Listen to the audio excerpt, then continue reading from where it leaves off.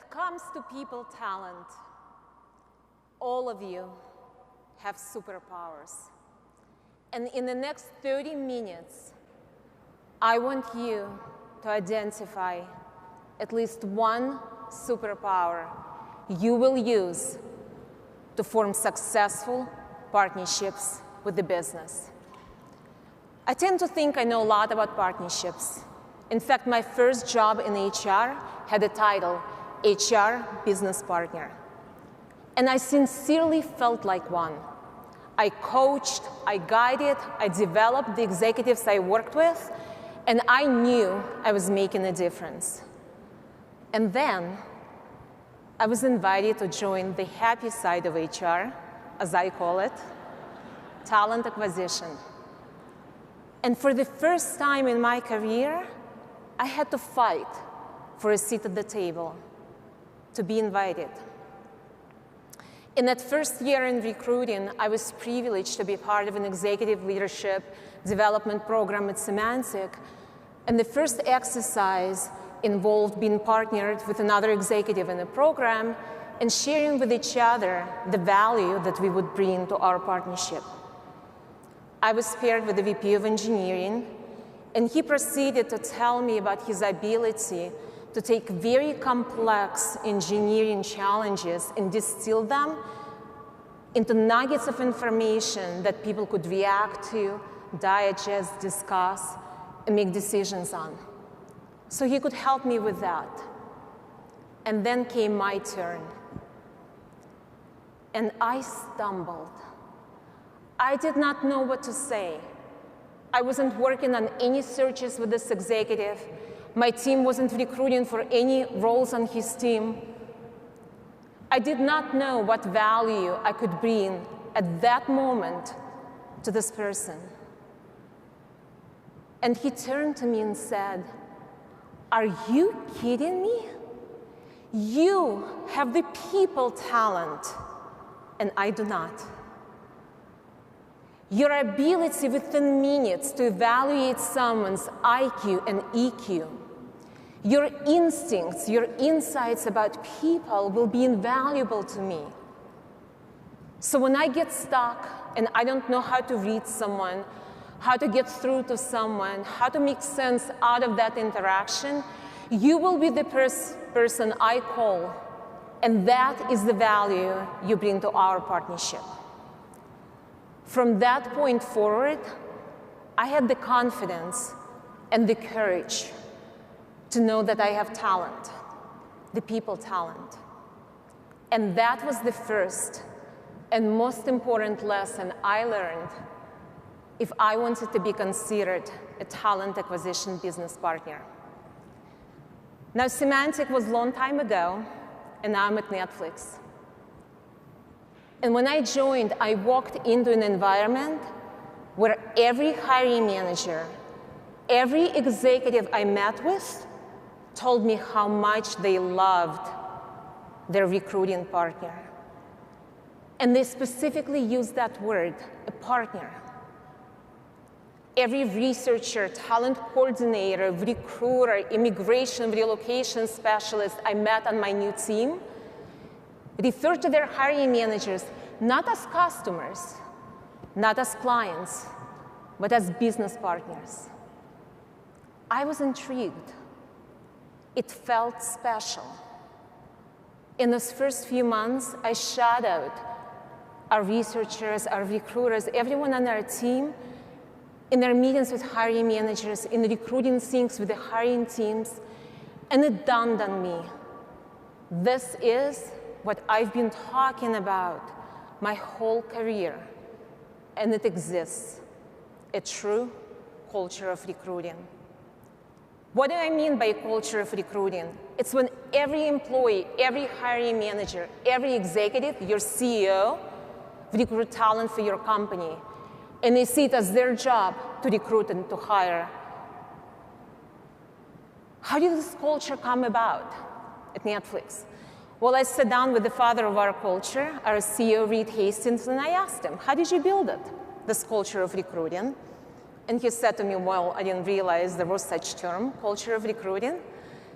Doesn't every company have this kind of philosophy that it's everyone's job to hire? And I said, no, at least not in my experience. So we proceeded to dissect and understand why are our managers so involved, so engaged and passionate about their role in recruiting talent. And we realized that it wasn't recruiting in itself that drove this sort of engagement, but it was a sense of freedom and responsibility that was at the heart of our culture. I presume most of you are familiar with our culture deck. And for those of you who aren't, it's a really quick 124-slide deck that you can find on the internet. Promise you, it's super fast. Then you probably know that we do not believe in having processes, rules, policies to guide the decisions of our managers and all of our employees at Netflix. Because when you hire incredibly smart, talented people, you just get out of the way and you let them do their best work. So our hiring managers have the freedom to decide what, who, when, and how to hire. But with that freedom comes a lot of responsibility to do it well. And that responsibility cannot be deferred to their recruiting partner. If you think about it, managers do not defer the responsibility for managing the performance of their teams to their HR business partner. So why would they defer recruiting to their talent acquisition business partner? We always said it's the manager's job to recruit and to hire. Then let's stop doing it for them. That is at the core of our recruiting philosophy at Netflix. Now, quick show of hands. How many of you believe you have a culture of recruiting in your company? I can see some hands going up. That is awesome. You can probably do this presentation right now because you know what I'm talking about. And for those of you who didn't raise your hand, and there are a lot of you in the room, thank you. Because if all of you would have raised your hands, I would have to drop this mic right now and walk off the stage and wouldn't have a reason to go on. So I prepared this presentation so I can keep going. So you might be wondering, if we have this culture of recruiting at Netflix, then what is it that we actually do in talent acquisition? Well, we do a lot. And it starts with our approach to recruiting. I'm going to take a walk down the memory lane back to 2005. My first job in recruiting after being an HR business partner, my first talent acquisition offsite. We prepared training to train our recruiters on how to be recruiting consultants. We developed a beautiful, a gorgeous service level agreement template, equipped our recruiters with it, and sent them off to meet with hiring managers and have them sign this contract, which basically said hiring manager will provide the job description, the recruiter will source, and so on. We thought we were being awesome and strategic. Well, I learned a lot since then, and mostly that it does not matter what process, what template you put in front of your hiring managers. If they do not see value in it, they won't use it. And by definition, being a consultant means that you're providing a service. If you refer to your hiring managers as clients or customers, it means that you're delivering a product or service to them. They may decide to accept it or not, and certainly there's no expectation that they need to provide anything in return. At Netflix, we don't talk about roles and responsibilities. We certainly don't have SLA templates, but we approach recruiting as one team. And for those of you who watched Chef's Table, a Netflix original documentary, then you know that top chefs in the world do not work alone. They have an amazing, amazing team with them, each person bringing a very unique skill, unique talent to the table to form an extraordinary culinary experience. And that's how we approach recruiting at Netflix. Talent acquisition partner, hiring manager, the hiring team, everyone bringing their unique talents, their unique superpowers to the table to cook up our perfect meal in Netflix Hire. So yes, we are fortunate to have this culture of recruiting. It's a recruiter dream after all. No processes, no policies, no approvals, no job codes, no salary ranges, no administrative obstacles, so we can do our best work as a team. But it also means that we cannot hide behind those obstacles. You see, at Netflix, we have an enormously high expectation for performance. We make a promise to every employee at Netflix that they will work with a stunning colleague. So we expect our hiring managers to be stunning colleagues to us, and they expect the same in return.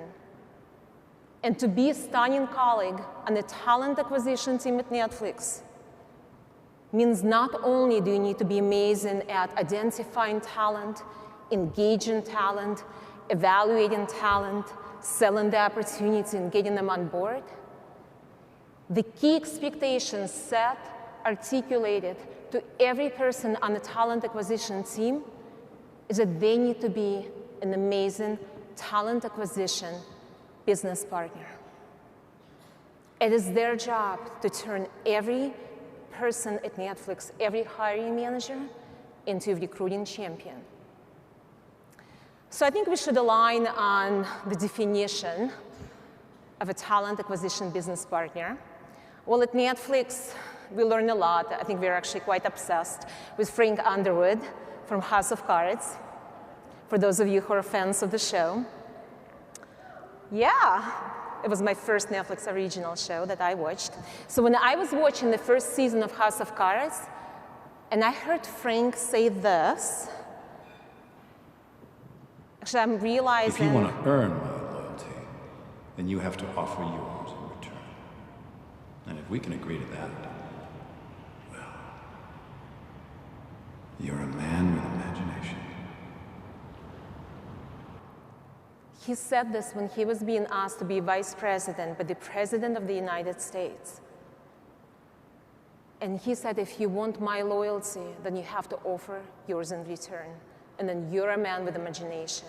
And I thought, yes, if we want our manager's loyalty, then we have to be loyal and a committed partner to them. And then we can be imaginative about what that partnership is going to look like. So, glimpse into the recruiting culture at Netflix. We heard from Frank Underwood. Now, I've once read an article about the two partners of SoulCycle, a very successful business.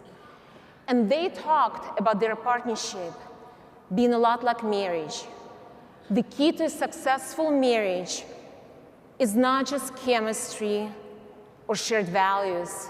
It's a lot of hard work. I just celebrated my 20-year wedding anniversary, so I know how much work that takes. It's my biggest accomplishment to date, for sure. Well, they talked about the hard work, not the long hours, but each partner putting a lot of effort into the partnership itself and building the trust and communicating nonstop with one another. I adapted those principles to my definition of a talent acquisition business partner. And the foundation for successful business partnership is that it has to be mutual, it has to be built on trust, with a constant flow of communication. Our first meeting with hiring managers, especially those that are new to Netflix, is not about a hiring strategy. It's not about their criteria for that new role they're opening up. It's about how we are going to partner together. What we talk about is we're going to source together. We're going to engage candidates together. We'll together work on the offer strategy and how to get them on board. There's no such thing as this is my role, this is your role. We are going to be hip to hip if we're going to be successful in filling this job, in filling this requisition. And what is trust about? I bet your most trusting relationships are also most caring ones. Show your hiring managers that you don't just care about filling a rep. You genuinely care about the success of that manager, the success of that team, by bringing another amazing talent to that organization. And no relationship ever succeeds without communication. And I'm not talking about being proactive in our communication, responding quickly. That's a given. What I'm talking about is holding our managers accountable to communicating with us. I tell all of my hiring managers when we start a search, I'm going to be a nuisance. I'm going to be a stalker. I'm going to be your cyber stalker. I have your cell phone number, and if you don't respond to me during the day, please let your family know, because when they see a text from this woman, Nelly Peshkov, give them an advance warning that I'm your colleague. Because I'm going to call you during dinner because I am unwilling to sacrifice a candidate experience because you took too long to make a decision or you didn't have time to respond.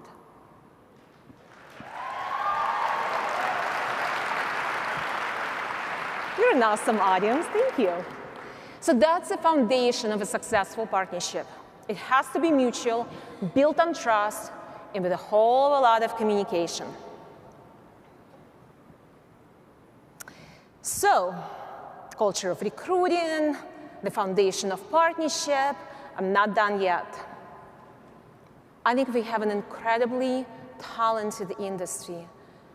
And it saddened me when I read the study that was done by the Corporate Council and the survey of over 8,000 recruiters and hiring managers that only 1/3 of the hiring managers were satisfied with the performance of their recruiter. 1/3. Now, I know we're more talented than that. I know that more than 1/3 of us have superpowers and have the people talent. So don't we want to show what we've got to our managers? So these are yours truly, 7 superpowers of a true talent acquisition business partner. Please note the ones that you're already amazing at and that you bring to your partnerships, and the ones that you still need to develop. Number 7, you dig together to unearth new talent. That's probably not first, now second meeting you have with your hiring managers after you talked about the partnership itself and you're ready to kick off the search. Do not show up with a stack of LinkedIn profiles and resumes. That sets the tone for how the two of you are going to partner together. You're implying immediately to your hiring manager that it's your job to source, and they will be passive in this stage of recruiting. Use the meeting to log into LinkedIn. Show them how to source on the platform. Show them how to understand and digest their network and identify who they can reach out to for referrals and leads. Show them how to look at the people that are looking at their profile, who are probably in their industry, who like their tweets. Make sourcing fun for them. Give them homework so that for the next meeting, they come back with the 5 profiles they found and that they liked and why.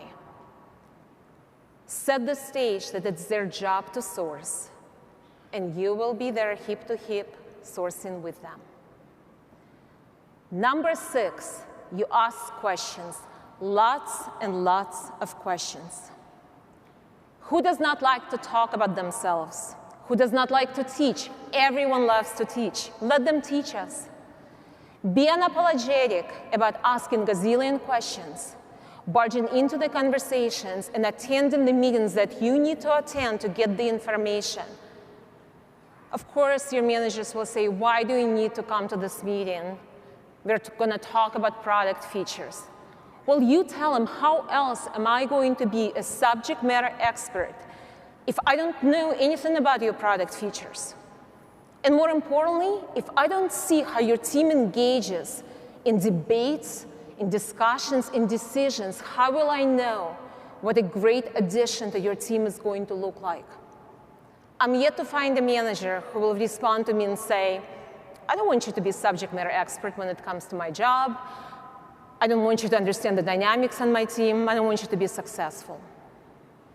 Be unapologetic about getting the information you need so that you could show up with your superpowers. Number 5, you give feedback and advice. You do not wait for an invitation. Your opinion matters. Remember, you have the people talent.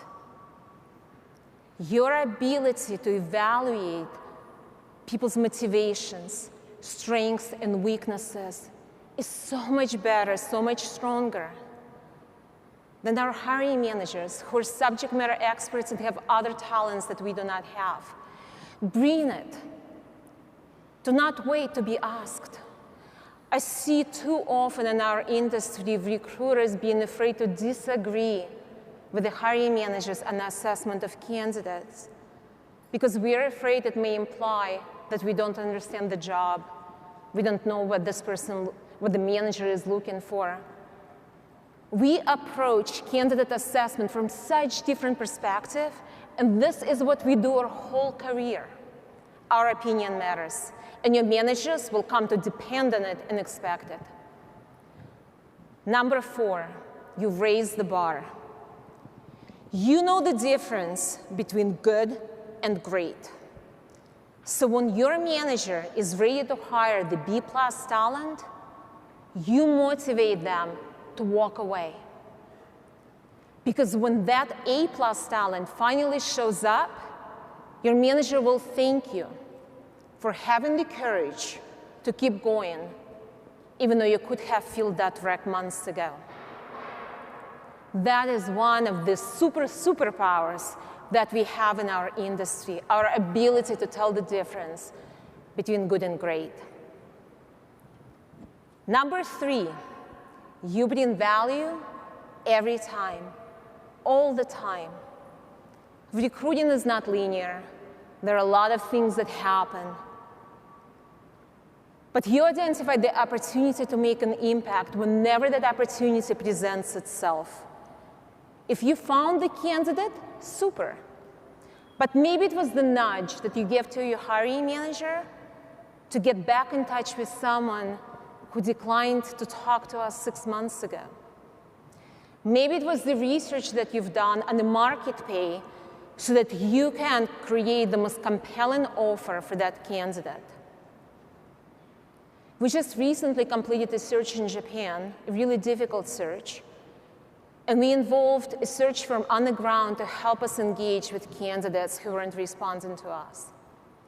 Our value in that search didn't come as much from sourcing, but what we've done, what the talent acquisition business partner working with that hiring executive did, is such deep and thorough reference checks that he was able to provide a 360 view of the candidate so that the hiring executive could make the most informed decision. That was the critical value we brought in that search. Number 2, you aim high, you aim low, you aim narrow, you aim wide. And what I mean by that is, of course, you're invaluable to your hiring managers working on any specific job openings and any specific searches. But you're also critical to that whole organization, to the executive leading that function, to your company. Because you come across information that helps you understand the trends, the micro, the macro trends that are happening within and outside the organization.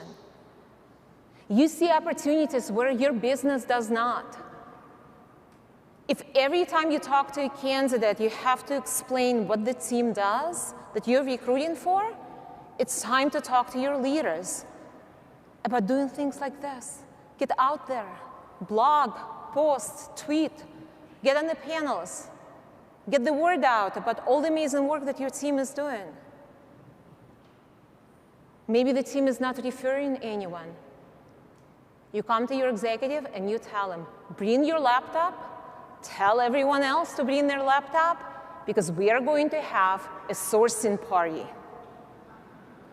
Use the word party, I guarantee you they will show up. Make recruiting fun for them. That's what it's about.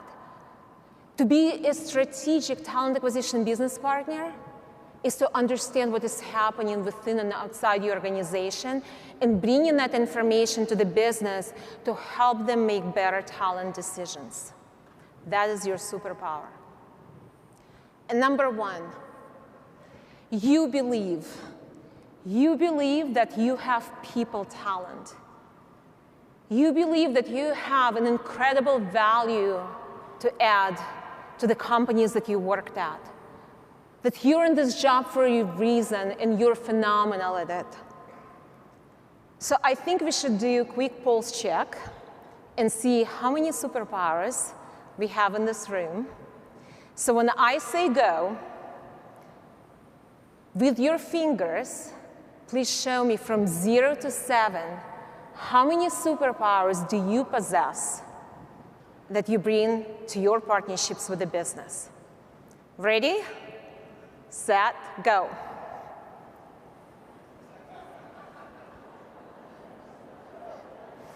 Woo, look at all the superpowers in the room. I think an average was 5.4. No, just kidding. I hope someone took a photo because I will be studying it tonight to see what the actual average is. You see how talented we are. And if you didn't raise that many fingers, that's okay. Because there's a ton of opportunity for us to start showing up as a talent acquisition business partner. So if I was starting from scratch, I would focus on 3 critical areas in talent acquisition. I would start with sourcing. I would immediately set the tone about how we are going to partner together by involving my hiring manager in sourcing. 2, I would bring my most candid, direct opinion about candidates, and I would be fearless about sharing that opinion with my hiring managers. Because I'm amazing at evaluating the difference between good and great, and so are you. And 3, again, to show up as a strategic talent acquisition business partner, bring the macro trends. You talk to candidates all day long, every day. You know what those trends are. Let me share with you the trend that we recently talked to the business about. We are headquartered in San Francisco Bay Area in Los Gatos, which is 50 miles south from San Francisco. We began to notice over the past year that more candidates would decline to engage with us in conversations because they did not want to commute from San Francisco to Los Gatos.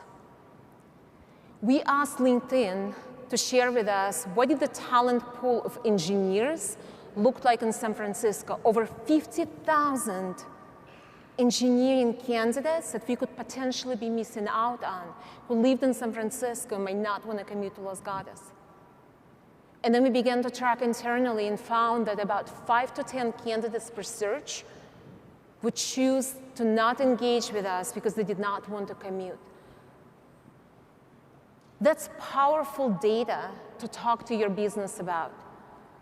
Now, I will not talk about what solutions we formed. That's an idea for a different Talent Connect talk.